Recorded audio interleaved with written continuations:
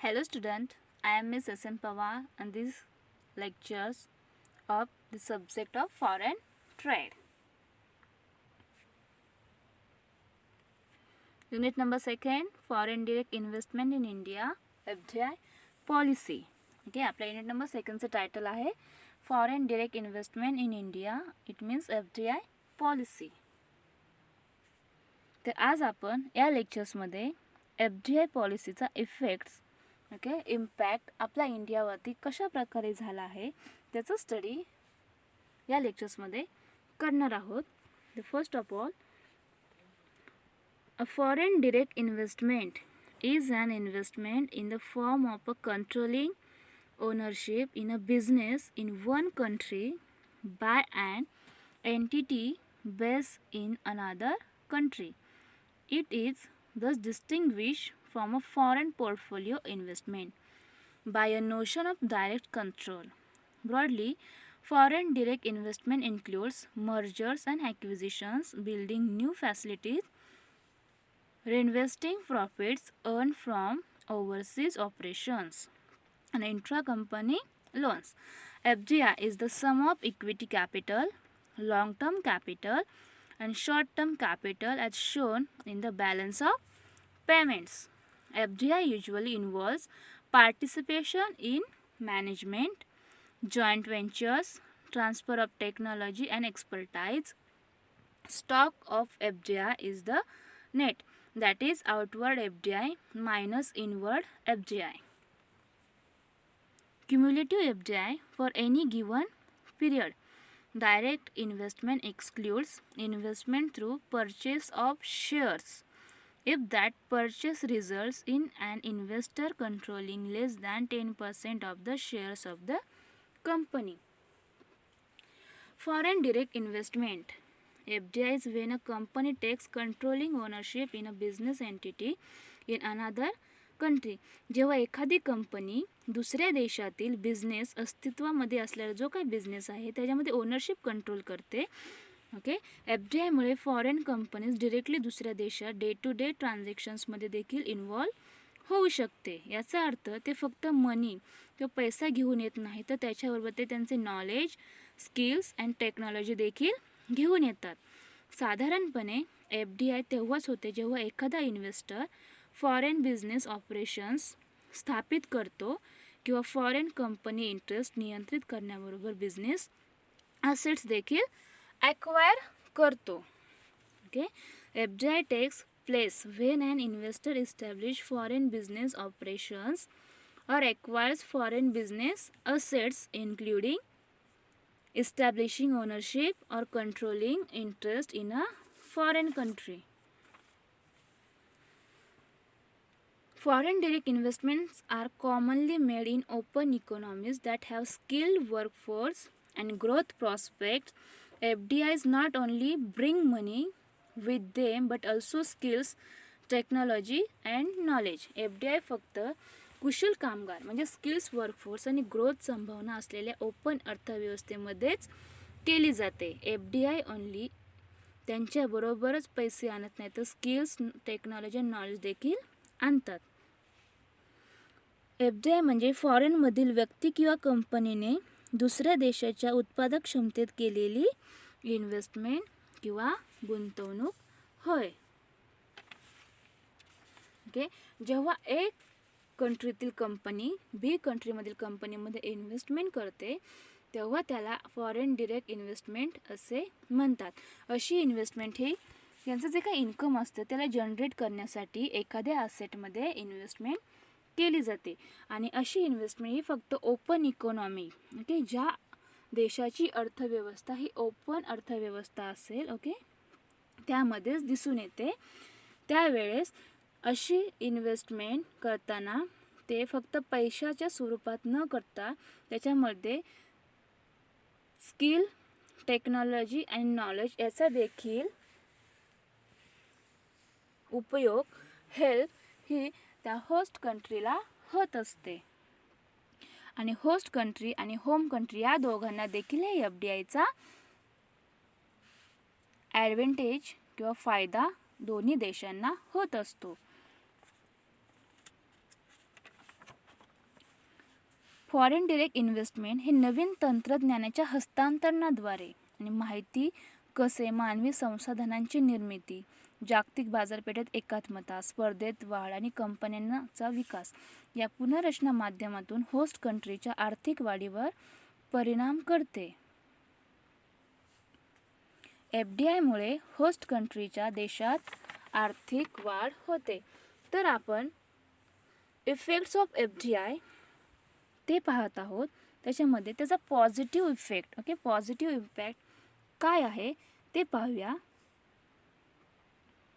The foreign direct investment influence the host country's economic growth through the transfer of new technologies and know-how, formation of human resources, integration in global markets, increase of competition and firms development and reorganization. Bharat सरकार आर्थिक विकासात foreign direct इन्व्हेस्टमेंटची महत्त्वाची भूमिका आहे. केवळ देशांतर्गत भांडवलाची भर घालण्यासाठीच नव्हे तर तंत्रज्ञानाचा आणि जागतिक उत्तम पद्धतीचा महत्त्वाचा स्रोत म्हणून स्वीकारते. भारत सरकारने आपल्या इंडियन गव्हर्नमेंटने उदार आणि पारदर्शक फॉरेन डिरेक्ट इन्व्हेस्टमेंटवरती धोरण ठेवले आहे. बहुतेक क्षेत्रांमध्ये 100% FDIला परवानगी आहे. FDI हे डेव्हलप इकॉनॉमीमध्ये सर्वात उदारमतवादी समजले जाते. आज जगातील इतर कोणत्याही देशापेक्षा FDIवर भारत सर्वाधिक परतावा देते आणि भारतामध्ये जास्तीत जास्त FDI हे आकर्षित होताना दिसत आहे. दुसऱ्या अन्य देशांपेक्षा इंडियामध्ये FDI हे जास्त प्रमाणात निदर्शनास येते.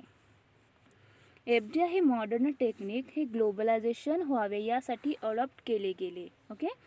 FDI हे मॉडर्न टेक्निक ग्लोबलायझेशन व्हावे यासाठी अडॉप्ट केले गेले. याची महत्त्वाची भूमिका म्हणजे बिझनेसची ग्रोथ, इनफ्लो आणि आउटफ्लो, फायनान्स मेंटेनन्स आहे. प्रत्येक कंट्रीची FDI पॉलिसी ही जी ती त्यांची ओन पॉलिसी असते. त्याच्यामध्ये बॅलन्स ऑफ पेमेंट हे FDIमध्ये खूप इम्पॉर्टंट आहे.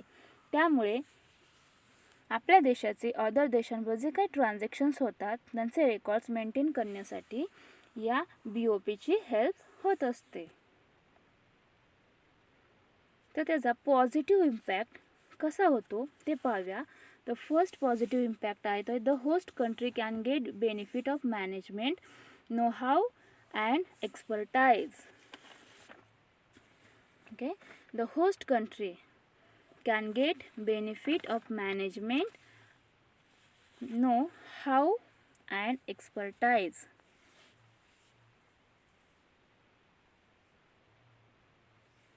जी काय होस्ट कंट्री असते त्याला मॅनेजमेंटचे जास्तीत जास्त काय होत असतो, बेनिफिट होत असतो. तो कसा होतो तर जेव्हा फॉरेन कंट्रीमधील एखादी कंपनी आपल्या इंडियामध्ये येऊन काय करत असेल, FDI करत असेल, फॉरेन डिरेक्ट इन्व्हेस्टमेंट करत असेल, तर त्यावेळेस ते त्यांचे स्किल्स वापरून, त्यांचे नॉलेज वापरून ते कंपनी हँडल करीत असतात. त्याच्यावरती त्यांचं कंट्रोल असते आणि ते त्यांच्या एक्सपर्ट स्किल्सनुसार मॅनेजमेंट करत असल्यामुळे त्याचा बेनिफिट हा आपल्या होस्ट कंट्रीमध्ये कंपनीला होत असतो. त्याचा सेकंड इम्पॅक्ट आहे तो it can get new products to consume and to use in production process. FDI मुळे होस्ट कंट्रीला न्यू प्रोडक्ट्स कंझ्युम करण्यासाठी उपलब्ध होत असतात. FDI मुळे होस्ट कंट्रीमध्ये येऊन त्या होम कंट्री न्यू प्रोडक्ट तयार करत असतात. त्याच्यामध्ये न्यू क्वालिटीज, फीचर्स ॲड करून ते प्रोडक्ट तयार केले जाते आणि असे प्रोडक्ट या होस्ट कंट्रीमधील लोकांना कंझ्युम करण्यासाठी त्याची उपलब्धता करून दिली जाते.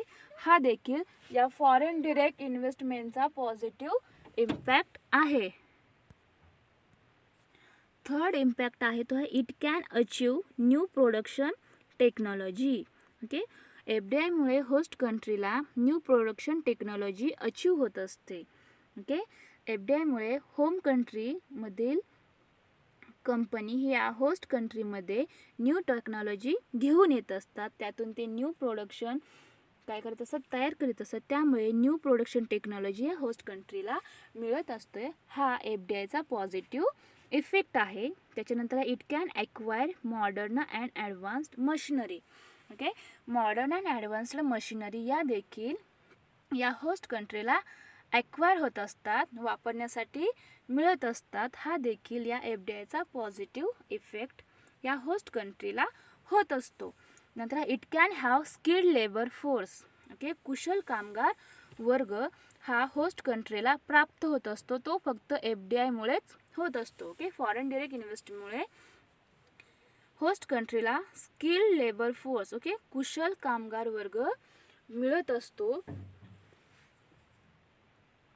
त्यानंतर it can achieve industrial development.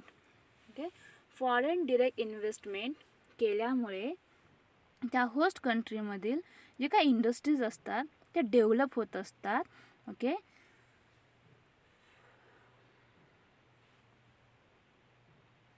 Foreign कंट्रीमधील company हे आपल्या देशामधील कंपनीमध्ये येऊन काय करतात, बिझनेस इन्व्हेस्टमेंट करतात आणि त्यातून बिझनेस स्टार्ट करतात.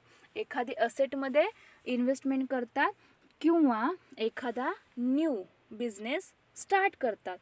तर असे बिझनेस परचेस केल्यामुळे, त्या बिझनेसमध्ये इन्व्हेस्टमेंट केल्यामुळे किंवा एखादा न्यू बिझनेस स्टार्ट केल्यामुळे आपल्या होस्ट कंट्रीमधील इंडस्ट्री काय होत असतात, डेव्हलपमेंट होत असते, त्यांचा विकास होत असतो. हा देखील पॉझिटिव्ह इफेक्ट हा होस्ट कंट्रीवरती होत असतो. नंतर हा इट कॅन हॅव डायव्हर्सिफिकेशन. योग्य ती दिशा ही त्या FDIमुळे मिळत असते. It can have impact substitution.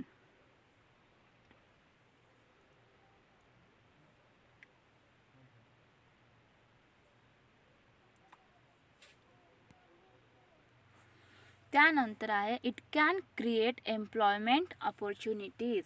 Okay, FDIमुळे एम्प्लॉयमेंट्सच्या संधी निर्माण होत असतात, क्रिएट होत असतात. फॉरेन डिरेक्ट इन्व्हेस्टमेंटमुळे त्या कंपनी या होस्ट कंट्रीमध्ये येऊन न्यू बिझनेस स्टार्ट करतात किंवा जो अस्तित्वात असलेला बिझनेस आहे त्याच्यामध्ये इन्व्हेस्टमेंट करून तो बिझनेस डेव्हलप करतात. त्याच्यामुळे एम्प्लॉयमेंट, ओके, रोजगारीच्या संधी या क्रिएट होतात. त्या होस्ट कंट्रीमधील जे काही लोक असतात त्यांना जास्तीत जास्त प्रमाणावर हा रोजगार प्राप्त होत असतो. हा देखील या FDIचा पॉझिटिव्ह इफेक्ट आहे. नंतर it can stimulate domestic economy with the help of new ideas, new products and new technology. Domestic economy stimulate होत असते, तर new ideas and new products and new टेक्नॉलॉजीच्या हेल्पमुळे त्या होस्ट कंट्रीची डोमेस्टिक इकॉनॉमी ही stimulate होते. Okay, FDIमुळे, foreign direct इन्व्हेस्टमेंटमुळे त्या host कंट्रीला new ideas, okay, नवनवीन कल्पना प्राप्त होत असतात. त्याचबरोबर न्यू टेक्नॉलॉजी देखील मिळत असते आणि न्यू प्रॉडक्ट्स, ओके, त्या कंपनी त्यांच्या देशात जे काही प्रॉडक्ट्स असतात त्या प्रॉडक्ट्स आपल्या होस्ट कंट्रीमध्ये येऊन बनवण्याचा ते प्रयत्न करीत असतात. त्यामुळे त्या देशातील लोकांना दुसऱ्या देशातून वस्तू इम्पोर्ट करण्यापेक्षा त्या देशातच त्यांना उपलब्ध करून दिल्या जातात. अशा प्रकारे FDIचा पॉझिटिव्ह इफेक्ट हा होस्ट कंट्रीवरती होत असतो. ओके, याच्यामध्ये एम्प्लॉयमेंट ऑपॉर्च्युनिटी म्हणजे रोजगारीच्या संधी या FDIमुळे प्राप्त होत असतात. सबस्टिट्यूशनला इम्पॅक्ट FDIचा होत असतो. डायव्हर्सिफिकेशन होत असते. त्याचबरोबर इंडस्ट्रियल डेव्हलपमेंट, ओके, औद्योगिक विकास होत असतो. त्याचबरोबर डोमेस्टिक इकॉनॉमी ही स्टिम्युलेट होत असते. त्यानंतर FDIमुळे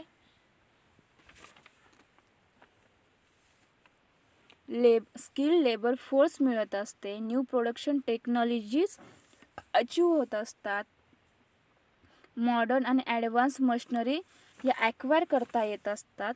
हे सर्व फक्त FDI फॉरेन डिरेक्ट इन्व्हेस्टमेंटमुळे शक्य होते. अशा प्रकारे FDIचा पॉझिटिव्ह इफेक्ट हा होस्ट कंट्रीवरती होत असतो.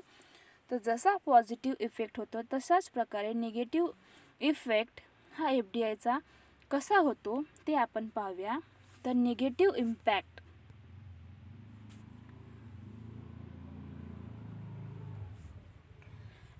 FDIचा निगेटिव्ह इम्पॅक्ट कशा प्रकारे होतो ते पाहूया. तर त्यात फर्स्ट आहे leading country may be reluctant to participate with public sector. जी काही लीडिंग कंट्री असते त्यांना पब्लिक सेक्टरमध्ये पार्टिसिपेट व्हावे लागते. ओके, FDIचा फर्स्ट रूल आहे की ज्या काही आपल्या पब्लिक सेक्टरमधील कंपनी आहेत त्यांचे प्रायव्हेट सेक्टरमध्ये कन्वर्ट करणे. यासाठी FDIला फॉरेन डिरेक्ट इन्व्हेस्टमेंट या पॉलिसी आकर्षित करण्यासाठी हे धोरण राबविले गेले, जेणेकरून ज्या पब्लिक सेक्टरमधील उद्योग आहेत त्यांचे खाजगीकरण व्हावे आणि त्यातून जास्तीत जास्त इंडस्ट्रीचे डेव्हलपमेंट व्हावी. त्याचबरोबर रोजगाराच्या संधी प्राप्त व्हाव्या यासाठी हे धोरण अवलंबले गेले. परंतु यामधून जे काही पब्लिक सेक्टर होते त्यांचे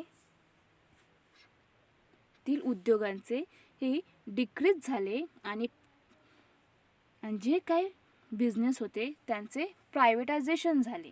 अशा प्रकारे ह्याचा निगेटिव्ह इम्पॅक्ट देखील होत असतो. त्यानंतर सेकंड निगेटिव्ह इम्पॅक्ट आहे तो host country may become over dependent on foreign technology. Foreign direct इन्व्हेस्टमेंटमुळे त्या फॉरेन कंपनी आपल्या होस्ट कंट्रीमध्ये येऊन बिझनेस स्थापन करत असतात. त्यामुळे ते एखादा अस्तित्वात असलेल्या बिझनेसमध्ये इन्व्हेस्टमेंट करून तो बिझनेस रन करतात किंवा न्यू बिझनेस स्टार्ट करतात. असा न्यू बिझनेस स्टार्ट केल्यानंतर त्या फॉरेनमधून त्यांची टेक्नॉलॉजी त्या होस्ट कंट्रीमध्ये घेऊन येत असतात. त्यामुळे एखादा बिझनेस हा रन करायचा असेल तर आपल्याला त्या फॉरेन कंट्रीमधील टेक्नॉलॉजीवरती अवलंबून राहावे लागते. त्यांचे जे काही न्यू टेक्नॉलॉजी असतात त्याच्यावरती डिपेंडंट व्हावे लागते. हा त्याचा निगेटिव्ह इम्पॅक्ट आहे.